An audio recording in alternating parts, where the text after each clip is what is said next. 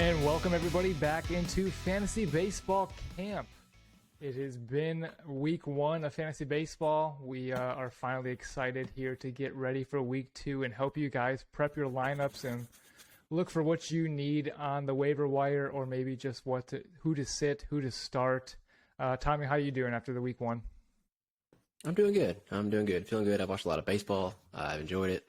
Got my son watching some baseball, so it's always a good time of year to sit back and relax and watch some baseball. You know what's pissed me off though is these quick games. I think I mentioned it to you. There's no late baseball. Like, it's 9:15 right now, and there's not a single baseball game on. Yeah, especially Sunday with Sunday night baseball. I'm used to going to bed 9, 10 o'clock. All right, one more inning. I can do this. And I think by 8:30 it was over, and I didn't know what to do with myself. 8:30 and there's no games. Come on. I used to always complain about the West Coast teams, and now I'm kind of counting on them to give me late night baseball. Yeah, I think Sunday's gonna be the exception, but most days we'll be all right, and there'll be West Coast games. Today's an anomaly. There's some bad weather, so we had some postponements. I lied. The Dodgers and Diamondbacks are playing right now. Well, one game is still not enough. So, all right. Well, getting into our agenda for today. Today we'll start with rate the team. We had a follower send us his team that he drafted. He was looking for some advice. Then we'll get into studs and duds of week 1. Then we'll get in some waiver wire advice. See who maybe you can get in shallow leagues or even some deeper leagues. Then we have matchups of the coming week. Maybe some teams who have good pitching matchups or maybe ones to avoid. And then finally, we have news and notes and players to look for. So let's jump right into it, Tommy. Let's do what we had a follower on Instagram send us his team. It looks like he is on ESPN's app using did he say his 10 team categories? Yeah, 10 team categories. Yeah, he sent us his team and said, "Hey, can you rate my team?" And so we didn't really rate his team, but kind of gave him a little analysis and advice as through a quick conversation. He mentioned that he doesn't watch much baseball, but gets MLB.TV for free. I'm guessing he's a T-Mobile person.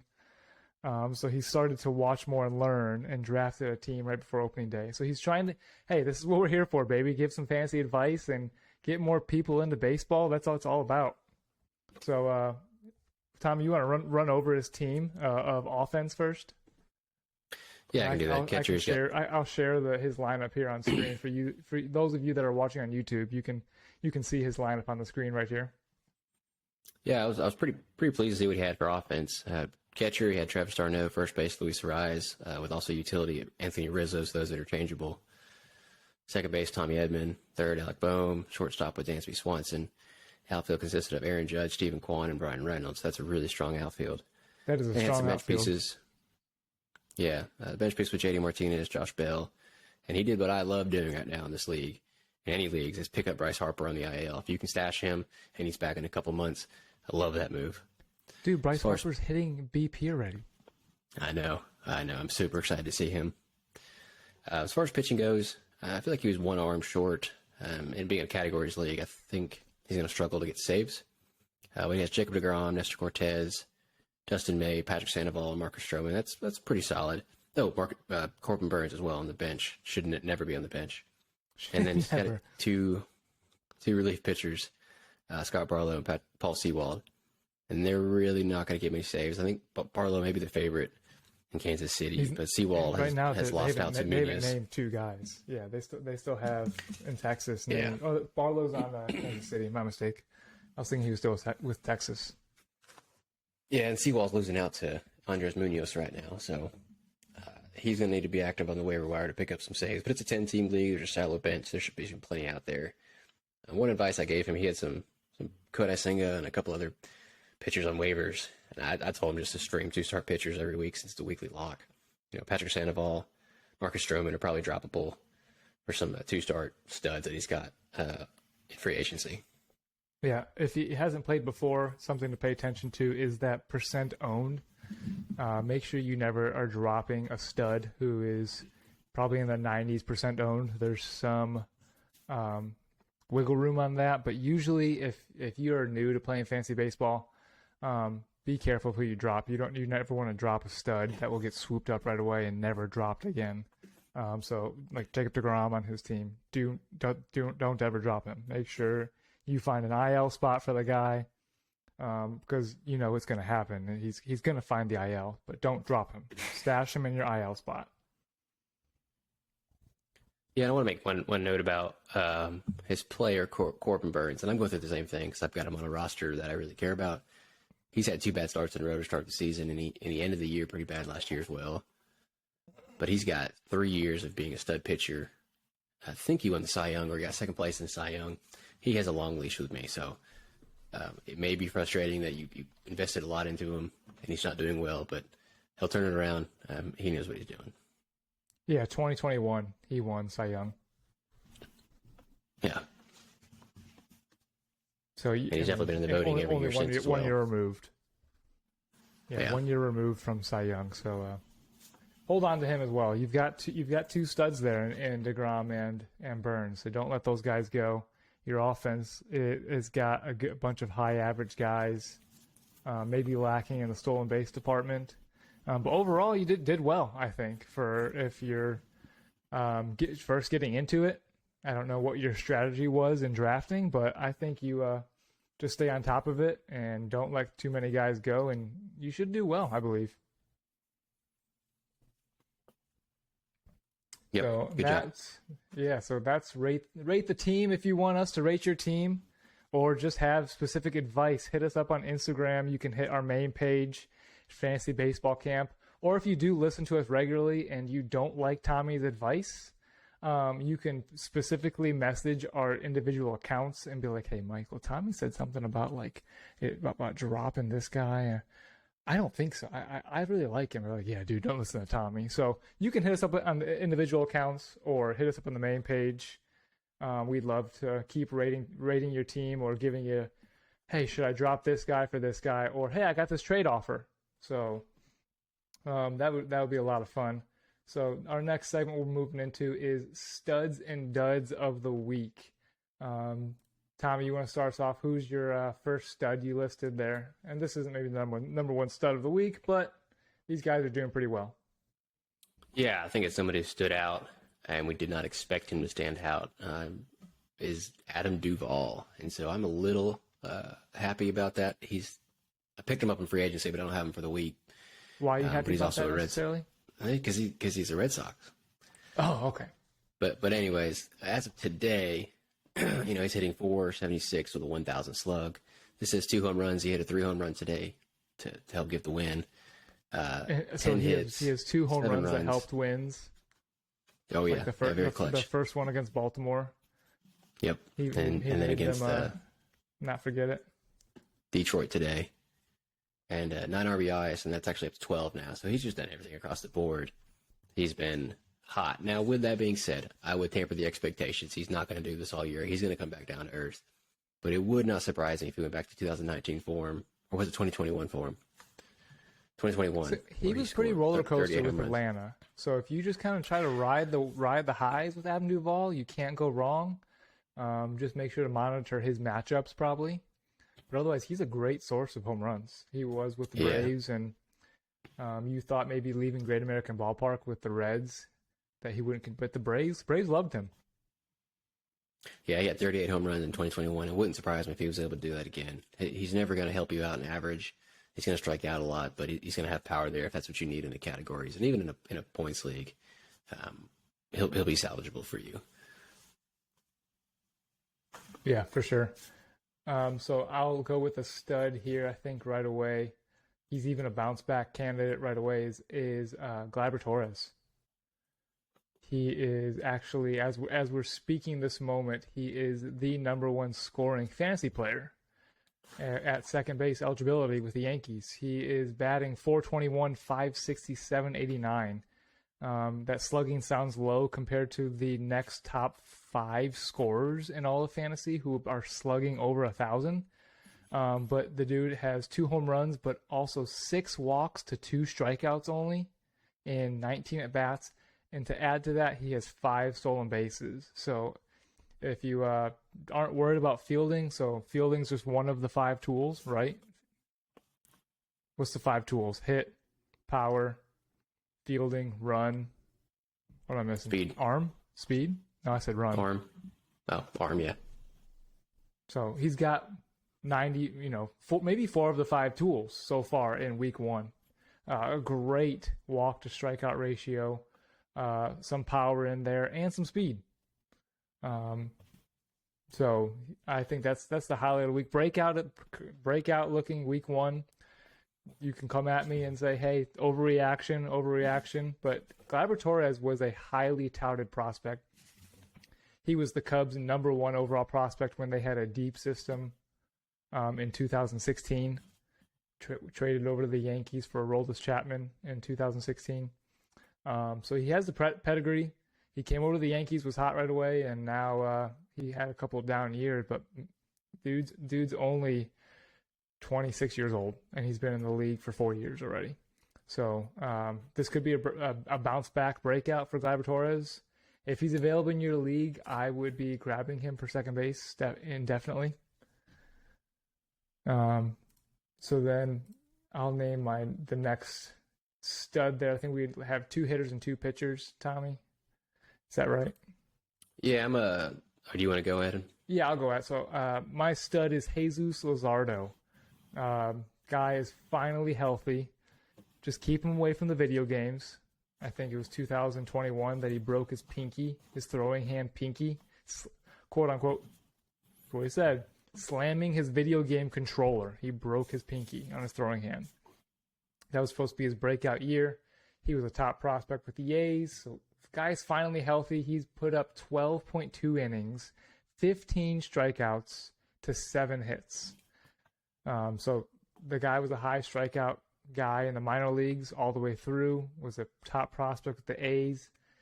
The A's dumped him this year to the Marlins, because that's what the A's do. So if Luzardo is available in your league, he's a quiet name. Definitely go grab him and stash him. He's a high strikeout. Has the pedigree of the past, just has never been healthy. So maybe this is his year. This is like Zach Wheeler, finally being healthy and puts a year together. Yeah, I really like Jesus Luzardo. I think he's going to be fantastic. I wish I had more shares of him.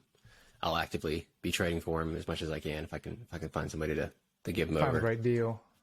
Yeah. All right, who do you have as your stud of the week then at pitcher? Yeah, I'm going to go with Pablo Lopez. He's 95% rostered, so he's not widely available, but I think he went really late in drafts, and so if you've got him, you're feeling pretty good about getting Pablo Lopez. He's got 2 starts under his belt. 1 quality start, 12.1 innings total, 16 strikeouts, only 4 walks, and a 0.73 whip and a 0.73 ERA. So he's quietly been very, very good these first 2 starts. You haven't heard a lot about him, but he's been fantastic. He's got a new pitch. Really, a lot of pitchers have a new pitch, the sweeper. It may just be how StatCast and baseball's starting to categorizing it called the sweeper. So he's been using that in lieu of his changeup a little bit. It seems to have been working. He's starting to get those strikeouts. I'm curious to see how this moves forward. He does have some injury history, so there's some risk there. But I think he's going to have somebody be a breakout. And I think this is just a glimpse of what's to come. I mean, he was not bad. Miami did not have to get rid of him. He was not bad. They did not sell low on the guy. He was 10-10 last year, put up 180 innings with 174 strikeouts, so nearly a K per inning. Can't ask for more than that. The Miami just had a plethora of pitching and needed to finally sell somebody to bring back some hitting, and that's exactly what they did. It might hurt, but they also got the batting was he the AL batting crown last year? Yeah, he took the triple crown away from Judge and Luis Arias. Yeah, I think Miami may have sold high on him too, or they thought they did. Like I said, he's injury prone. He hadn't pitched more than 111 innings before last year, over the 5 years combined before that. But I think he's going to be good regardless, as long as he's healthy.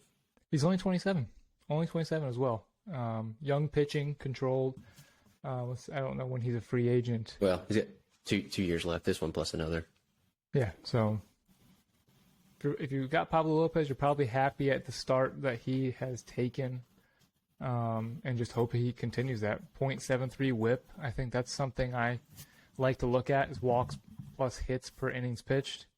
Anything near 1 is good. You don't, if you get him to the 1.2s, you start to get a little worried that he walks guys too much or gives up too many hits.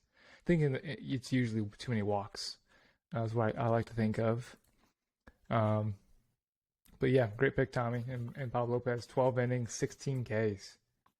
You'd love to see starting pitchers with more than a strikeout per inning. So that's our studs. We named 4 studs there on the 2 on the hitting, 2 on the pitching. How about some duds? Who are some duds of week 1? Tommy, you first with a hitter. Yeah, I'm going to go with somebody who most people have probably a second-round pick, maybe a first-round pick if you reached. But that's Manny Machado. He is electric every year, putting up 500-plus points when he's playing. It doesn't really give you a ton of stolen bases, but he's good for a few here and there. So across the board, he gives you everything you need. He's got average, he's got power, he's got not really some speed, but he's a player who you want at third base at a weak position.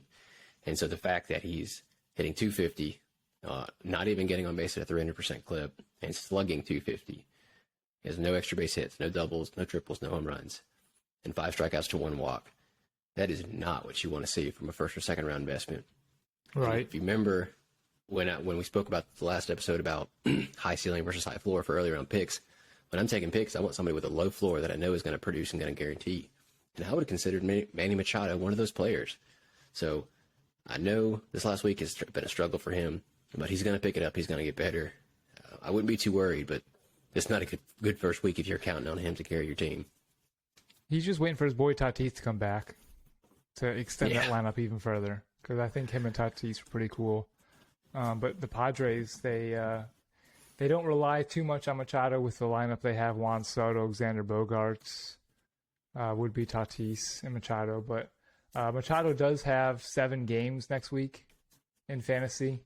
So even if he does have just another mediocre week, at least he has 7 games worth to play for. It is against the Mets, who do have injured pitching in Justin Verlander and a struggling Max Scherzer, and then head over to Milwaukee for a couple games. So you hope that I'm still keeping Manny Machado in the lineup. I'm not pulling him. Yeah, spent absolutely. too much on him. Like you said, I think Machado's that high floor guy. I don't think he's a super ceiling where he's going to score 600 points, but he's got that high floor where he's not going to score less than 450, 500. Yep, agreed. But yeah, rough first week for Machado. My hitter of the week that's a dud, one that has been a dud for the last 2 years that had such a high pedigree in the minor leagues, and that's Jared Kelenic. Everyone hoped he had a hot spring, so maybe folks were thinking, hey, maybe this is finally the year he puts it together. But dude is striking out at nearly 50% of his at-bats. He is batting 200 with an on-base of 250 and a nearly identical slugging percentage. So he's got 15 at-bats, 7 strikeouts. Just, is he pressing? Did he enjoy that hot spring too much? Is he just off to a bad week? Overreaction Monday? I don't know, but I dropped him already. I had him on a pretty short leash. He was my guy who I could drop quickly to pick up somebody else who was hot. Because as Wes has said on last week's podcast, championships are won on the early waiver wire. When you find those guys that are going to break out this year, you can't be married to a single player. Who'd you pick up for him? Logan Aaron O'Hoppe. Ashby? Oh, No, it wasn't Aaron Ashby. It was Logan O'Hoppe. It was Logan O'Hoppe, who I think I got to watch here in town. He was the Phillies' #1 prospect before traded to the Angels, power hitting catcher. So I have Will Smith as my other catcher, but Will Smith is hitting like a utility type player right now. So, yeah, I thought that was interesting. I want to kind of deviate for a second, understand why you did that. You already have a stud catcher, and rarely do we ever recommend rostering 2 catchers. I wouldn't recommend it either. I wouldn't recommend it either. You just playing the hot in hand? In the draft, I was actually planning to get Logan O'Hoppe, and Will Smith just fell in my lap.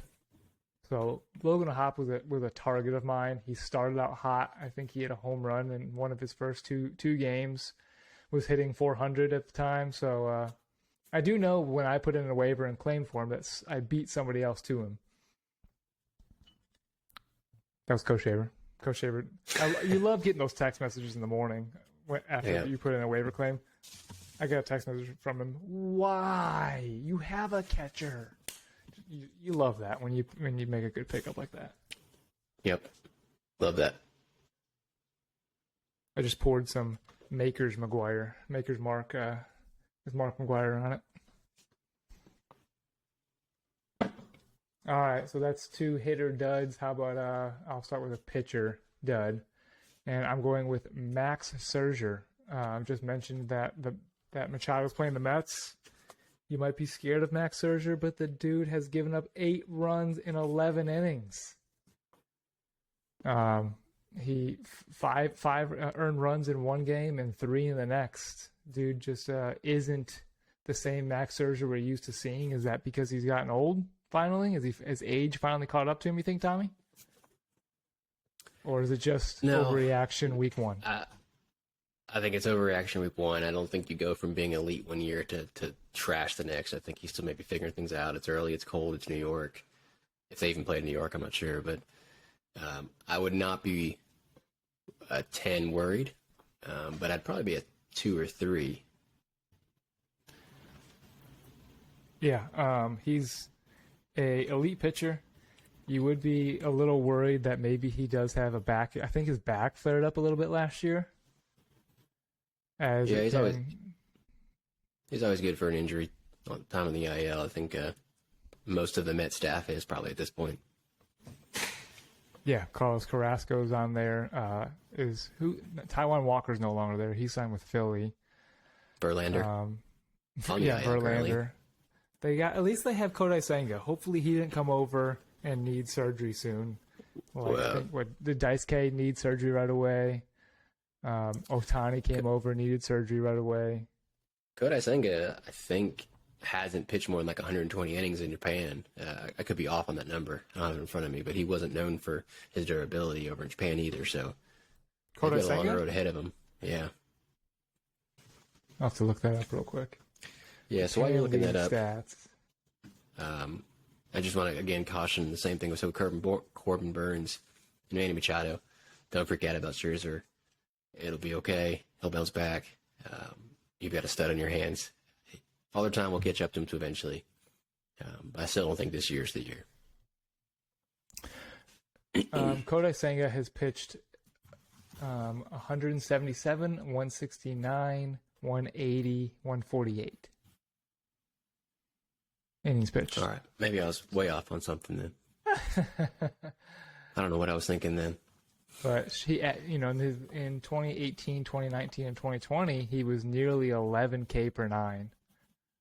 So high strikeout guy coming over. Someone I wanted the Cubs to sign. So, yeah.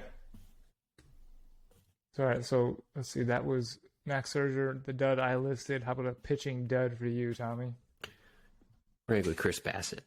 He, I thought that, and they still might. I don't want to say that he's dud, but when Toronto got him between Kevin Gausman, Alek Manoah, and Chris Bassett, I thought that was a 3-headed monster that was going to make Toronto almost unstoppable. And his first outing, he went 3.1 innings, 10 hits, didn't have any strikeouts, and it's just been pretty bad. No strikeouts? No strikeouts. He gave up 4 home runs, 4 earned runs, only got through 57 pitches before they gave him the hook. So I don't know what was going on with that game. Maybe it was the jitters. Maybe it was at St. Louis, and St. Louis came out hot out of the gate, and maybe he was tipping his pitches for all I know. But that's not one you want to see, especially if you're Dan and you held on to him really, really tight and wouldn't give him up, even though when I asked. I'm kind of glad I didn't. He's a better pitcher than this, but that was not the performance you're looking for in opening weekend. You want to start out the gate, go 1-0 on your record. He gave you minus 14 fantasy points if you play standard CBS points. And that didn't do you any favors. right? This Yep. is his first year with Yeah, he was. Toronto. Yeah, he was great with the Mets last year. Yeah, he was with the Mets. You hope he turns it around. He does face Toronto next week, so maybe a bounce back there for Chris Bassett. Max Scherzer has a 2-start week next week, so I think you'd still start Max Scherzer. I think he bounced. He does have a tough matchup in San Diego, but his second matchup is Oakland. So I think you still start him in a 2-start week. So any last comments there, studs and duds, Tommy? No, I just I want to say a lot of people probably struggling right now with their pitching across the board. Pitching, at least elite pitching, has been pretty tough. I don't know what's going on yet, whether it's the juice ball is back or the ball is flying, some humidor magic. Maybe clock. pitchers are being rushed and they're not being able to game plan as much with the pitch clock, and so they're missing their spots a little bit more. But this will normalize. I think the ERA was 4.3 right now compared to 3.7 this time last year, and that's a pretty significant difference. It'll normalize. It'll come back to normal. So don't panic. Don't worry. But it's tough if you don't have the elite pitchers. I'm partially worried that I don't have enough good pitching at this point now. It's always good to have extra pitching. If you have that extra pitching, I wouldn't be looking to trade it yet. Wait a couple of months. Someone's always gets more eager for pitching. And because pitching prospects come up, guys break out, I would hold on to your pitching now. Early season trades are pretty tough. Still be looking out. You can never have too much pitching. Never too much pitching. I usually try to stay bench heavy on the pitching side, maybe one extra hitter. I think I'm that way in our Champions League, with the exception of Tatis. Once Tatis comes off suspension, then I'll be back to one bench guy. Yeah, but on the side note, or the reverse of that, if someone who doesn't listen to this podcast and doesn't get great advice, and you've got someone in your league that's worried and ready to dump Corbin Burns, for example, after 2 bad starts, you can buy low on him. You may be able to get him for a 3rd or 4th round pick because he's just ready to go, and maybe trade him Zach Wheeler or somebody else a little lower on the totem pole, still good. I would buy all the Corbin Burns I could right now if you got someone who's looking to sell, or Max Scherzer or Corbin Burns, any of those guys. Yeah, if someone is panicking, you can always try to pull that trigger if you think you're getting an absolute steal of a deal because someone has overreaction of week 1. So, all right. So then let's move into our next segment of waiver wire, who we think would be great pickups for you for week 2 on waiver wire if you need help. I think the first one there is our stud of the week in Adam Duvall. We talked about that already. He's a roller coaster power stroke bat, but just watch the matchups as he's a roller coaster type of guy. He'll put up home runs and then score you 1 point maybe in the next week. Who's next, Tommy? Who you think is a good waiver wire pickup? Yeah, I've got a couple, but I think one right now for second base specifically is Nolan Gorman. He's been a prospect for a while. He's got good prospect pedigree, and he's kind of blocked being a first base and third baseman by Goldie and Arenado. But he spent some time at second base last year. He was decent. He wasn't anything special. But he's been really hot this year. He's hitting .438 with 2 home runs, and he's just hitting pretty well. It's interesting because Brandon Donovan is going to man second base most of the time, so he's mainly hitting DH, and the Cardinals outfield is crowded. So I'm not sure what playing time is going to look like, but if he's going to hit, he's going to play. And so he's someone, if you need second base help, I would target. He's got the pedigree too. He was not just a top Cardinals prospect, but a top overall MLB prospect. Yeah, he came up mostly third base. They traded for Nolan Arenado. I wonder if he just dumped his head when he saw that trade. But maybe the guy was learning a new position last year when he first came up, struggling a little bit playing second base. But he is off to a hot start. And what does he have? 2, 3, 4 home runs already in the first week. So, another waiver wire if you need a pitcher. Mike Clevenger had a great first start. He's healthy.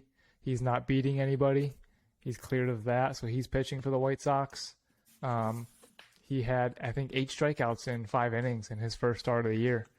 So it's been 3-4 years since he had his real breakout year, because he was traded to the Padres, immediately had Tommy John, came back. I think he had more injury problems, not with the elbow, but with the shoulder maybe. And what team was he still on the Padres last year? Or was he on the White Sox? Yeah, but he was in the Padres, but he didn't really do very well.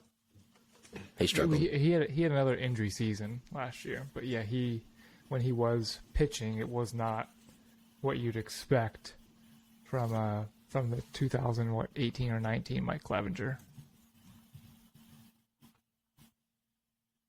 Who else do you think, Tommy, is a good waiver wire look in more shallower leagues? So I'll quickly give a shout out to Graham Ashcraft. He's 77% rostered in CBS now, so you may not be able to get him, but he was like 30% this time last week.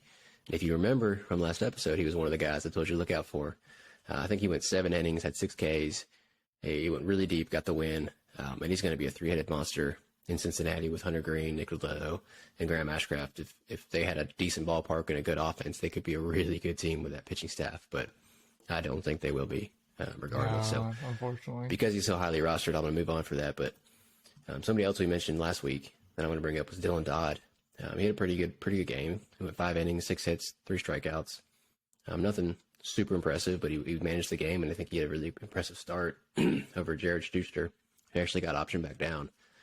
So I think Dylan Dodd has the leg up right now and holding that spot in the rotation for a powerhouse of a team, Atlanta.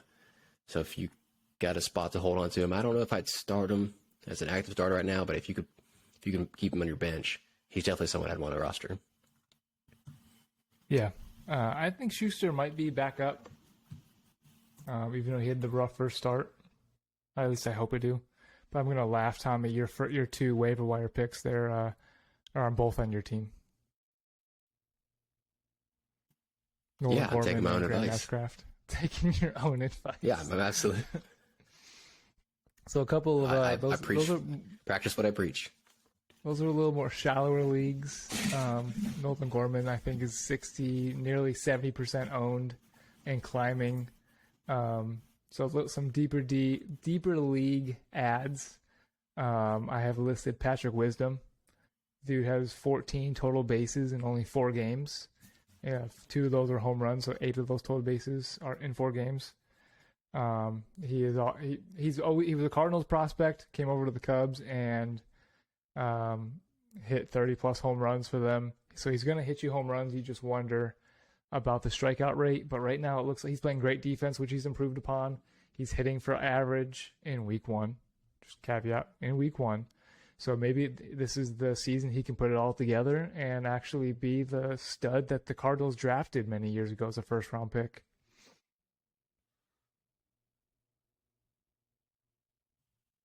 Yeah, I got another one from a prospect standpoint is Francisco Alvarez. So he's not only the Mets' top prospect or one of them, but he's one of the top prospects in all of baseball. Omar Narvaez just went on the IL, and so Francisco Alvarez got the call. He'll spend some time at catcher and at DH. And he's someone who can give you some big power. He's known for his hitting, and that doesn't come very often in the catcher spot. So if you have the opportunity to jump on him and pick up Francisco Alvarez, I would go do that. One other one real quick. We mentioned Sparps before in previous episodes, the starting pitchers as relief pitchers and how valuable they can be, especially if you can get a 2-start week out of them. Garrett Whitlock is coming back. I know homer pick, but he'll be back on Tuesday off the IL, and I think he's someone who has a lot of potential. And if you're just struggling to find a relief pitcher, he's someone I would pick up, specifically in a points league. He doesn't do as much for you in a categories league. What team's he on? I think he got swept by the Pirates. He's on the Red Sox, folks. He's on the Red Sox.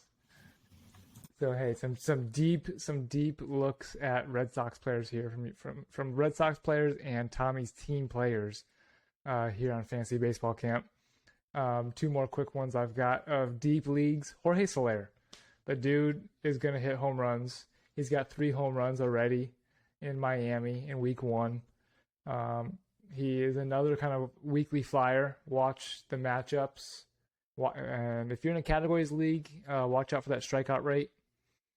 I don't think there's a category, but it will hurt the average for sure. But if you need home runs, Jorge Soler is going to give you some power. And then a guy who is doing well on base percentage and steals is Nico Horner. He's leading off for the Cubs.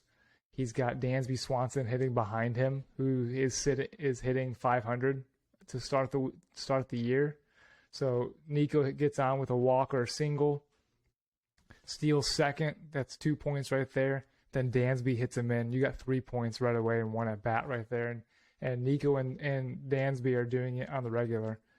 Could do an overreaction. Yeah, Tommy talking about the Red Sox there. I'm talking about the Cubs here. So you just read my mind. I was thinking you plugging your own Cubs while I was plugging Red Sox. We need to find more teams to talk about. Take what advice you want out of that. Pull up those individual players and look at what you and look at them for yourself and think on your own needs. We didn't name the same position, so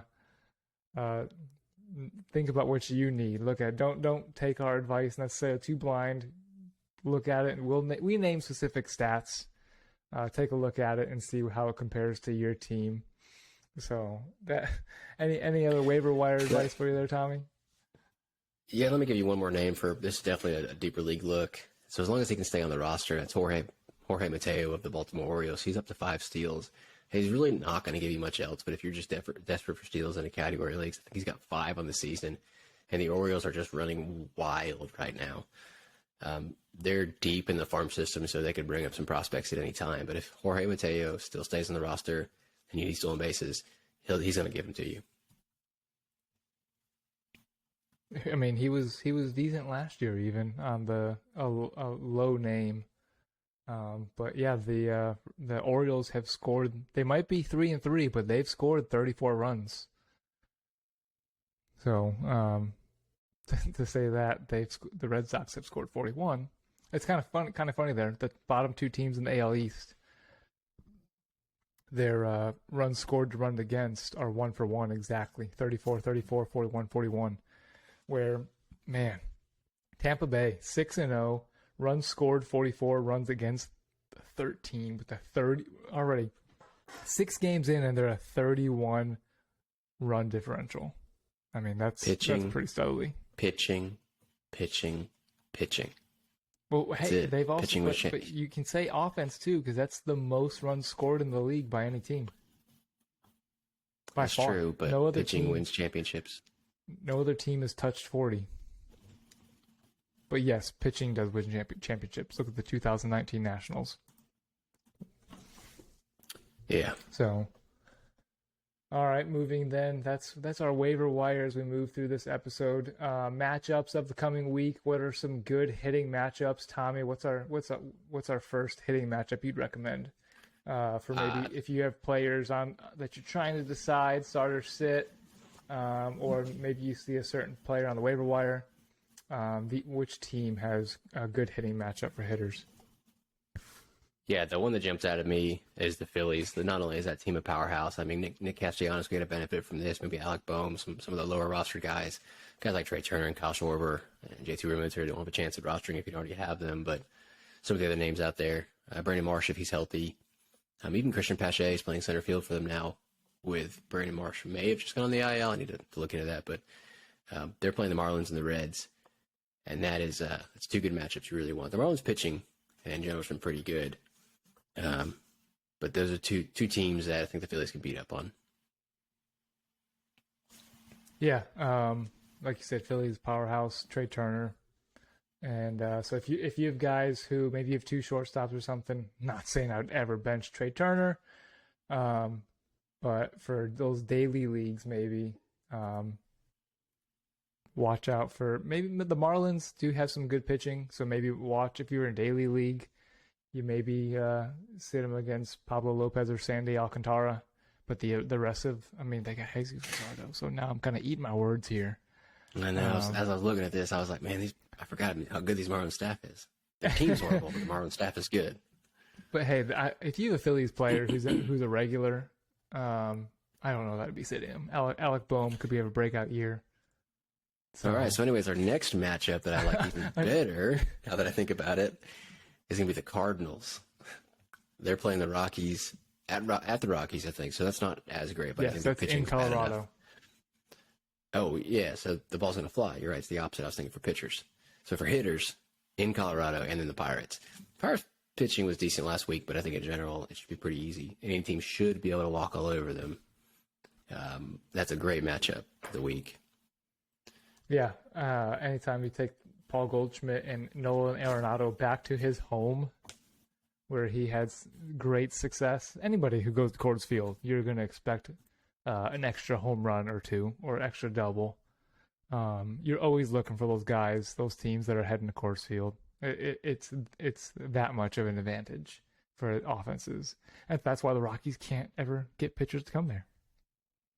So, the last one we have listed as matchups of the week is the Astros. The Astros have the Pirates and Rangers. The Pirates are a little hot, but I couldn't name a stud of a pitcher coming from them. Mitch Keller, Rosny, Contreras. Still, I'm not afraid of those guys. The Rangers, if they miss Jacob deGrom, then you got a really great week of Astros hitters. Yordan Alvarez is going to have a great week. So the other matchups with the Rangers now is that Heaney, not scared of Ethan Valdi, not scared of Martin Perez. Not scared Those of. are all like decent pitchers, but I think they can be hit. Right. No one that I'm gonna look at, and I don't even know if I'd sit them in a daily lineup. If we had daily lineups, they don't scare me enough where I'm benching a decent player. Absolutely not. So that's hitting matchups. How about then pitching matchups? We got 2 start pitchers for the week. We've got 4 here on our list. Tommy, who's that first one for you that you'd recommend 2 start? And when we say 2 start pitchers, we're not going to recommend Alek Manoah, who's got 2 starts. That's an obvious. You the guys who you don't even bench when they have 1 start, and of course you're starting them with 2 starts. We're going to recommend guys who are probably at least below 90% owned, who are in the 80, 70, 60%, that we're going to try to find you some extra points here with these 2 start recommendations. So with that, Tommy, who's your first recommendation for 2 start pitcher next week? Yeah, my first recommendation is going to be Grayson Rodriguez, and it's really someone I wish we would have brought up sooner. But I meant to bring him up at the top, but he got called up. He's a top pitching prospect within the Orioles organization, really in all of baseball. He had a lot of hype for a long time. I think he had over 200 strikeouts and like 100 or 400 something strikeouts and 200 something innings. He's a K machine. He didn't make the opening day roster because he had some control issues in spring training, but he got called up now. Who'd you say? Grayson Rodriguez. That's why he didn't get called up. I think the Orioles are just playing freaking games. What is 5 days? What is 5 days going to do for the guy in the minor leagues? Well, that still doesn't give them the Super 2 eligibility by doing 5 days. So I don't think they won out on that one. I think it's truly because of his spring. Maybe they wanted him to get a start in the minors, which ended up not happening. Exactly. One of the pitchers got hurt in the IL. But anyways, he came in. He had a slow first inning, but after that he settled in with 5 innings, 5 strikeouts, 1 walk, and he pitched pretty well. So I'm encouraged. I want to see more of him. He's facing Oakland. He's facing the White Sox next week. 2 excellent matchups. And I would be picking him up in every league I could be. I think he should be 100% rostered at this point. The top pitching prospect. Yeah, maybe not start him. I would start him next week, the 2 start, and so just see how they goes. But if you got a spot to roster him, I would put him on your roster. Yeah, Grace. I mean, when the top pitching prospect gets called up, that's a guy who is probably better than any, but going to give you a better reward than any hope for a middle tier pitcher just breaking out. Grayson Rodriguez, high strikeout guy. 2 start pitcher, also same team, right? Is Kyle Gibson. Is he on the same team? Is he in Oakland now? Not Oakland, but is he in Baltimore? He is, yeah. He is? I mean, Kyle Gibson, quiet name. When he was in Texas, he was on a bad Texas team. He is on the same now Orioles team. facing Oakland and Chicago White Sox. And Chicago White Sox are without Eloy, who, of course, has a hamstring issue. So great Baltimore matchups. If you've got a pitcher from Baltimore, probably a good week to start them. All right, so that was two pitchers we would recommend starting. How about two starting pitchers to avoid, Tommy? So this next one I'm going to give you is a guy that I think has a chance to be rosterable, but I would not start him this week with his matchup. So that's Mitch Keller. So he's facing Houston. He's facing St. Louis. And if you follow baseball at all, you know those guys are offensive powerhouses, and they're going to swing the bat and give him probably 2 negative starts, if you ask me. But in general, his stuff intrigues me. The last 2 starts, he went combined 11.2 innings, 15 strikeouts, 6 walks. It's a little high. And he just did really well. He was going deep into games. He threw over 100 pitches both times. That's pretty valuable in a points league if you can get some quality starts. I'm interested to see what he does. I'm not going to go pick him up right now, but it's someone, if he's available, I may go look at him just to see how he does. If he can survive through Houston and St. Louis, I think I'll pick him up, depending on how the next matchups are. He was a top prospect. I mean, the Pirates know how to develop pitching in the minor league level. As they get to the major league level, they like to just trade them away right away. Mitch Keller was on that fence for a while of, when's he going to come up? When's he going to come up? And I think he was a little injured when he first came up, of course, as all elite pitchers seem to be. So you got to knock out that injury first. But yeah, Mitch Keller, high pedigree guy in the past. Wouldn't recommend him against 2 hot hitting teams. But put him on your scout team. Keep an eye on him. He does have a pedigree in the past. So then a 2-start pitcher to avoid. I would not be starting Matt Manning this week. He does face San Francisco in his second start, but it's against Logan Webb. So he'll be fighting for a win, as Detroit will be fighting to put up runs, as they do anyways against bad pitchers. Matt Manning, it really stinks. Him and Casey Mize were supposed to be 1-2 for Detroit Tigers, and now Casey Mize is out for the year with surgery, and Matt Manning just can't put it together. Cannot stop walking guys. He was a high strikeout guy in the minors, but he faces Toronto and San Francisco. I can't trust him. He's got the minor league pedigree, but until he starts putting up better starts, I can't trust him, and I would not recommend picking up or starting him right now. So yeah. No, I was going to say I agree with that analysis. Matt Manning is, and the fact that he plays for Detroit, he's not going to get as much support. Plenty of reasons to avoid him, even though he's widely rosterable. Right. He's on a bad Detroit team who's not going to give you offense. Even though when is Detroit finally going to break out? How many first round picks have they had at the top? Spencer Torkelson in 2020, Riley Green coming up, and they're just not performing. They signed Javi Baez to a $150+ million deal, and the dude couldn't have been worse in year 1. Couldn't have been worse. So, yeah, that's just disappointment in the Detroit there. So that's our 2-start pitcher recommendations of the week. Any news or notes, Tommy, that you want to highlight for week 1 or getting ready for week 2? Because this is our week 2 prep advice episode here. We're putting this out on Friday before, so that gives you the chance to listen and then 2 days of work on your lineup to get ready for week 2. So any other news or notes? No, I think we talked about most of the things I wanted to talk about. I had something that we talked about before that I have never really paid attention to in the past for a points league, and obviously it's a big consideration for a categories league, is stolen bases. With the change in the pickoff rules and the larger bases, is stolen bases something that needs to be considered in a points league before or moving forward? And so for anybody who not familiar, is you get 2 points in a standard points league for stolen base and -1 for caught stealing. But in a categories league, it makes up 20% of your points that you're awarded in your category because it's one of the standard 5. And so they're important. But in points leagues, not so much. We talked about it before. Is Jose Ramirez is someone you highlighted that, hey, he's great. He gives you a ton of advantage in stolen points or stolen bags. He gives you so many points. We looked into it a little bit more, and I don't really feel that way.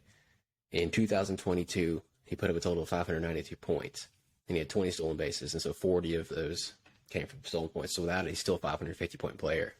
So stolen bases didn't make him elite.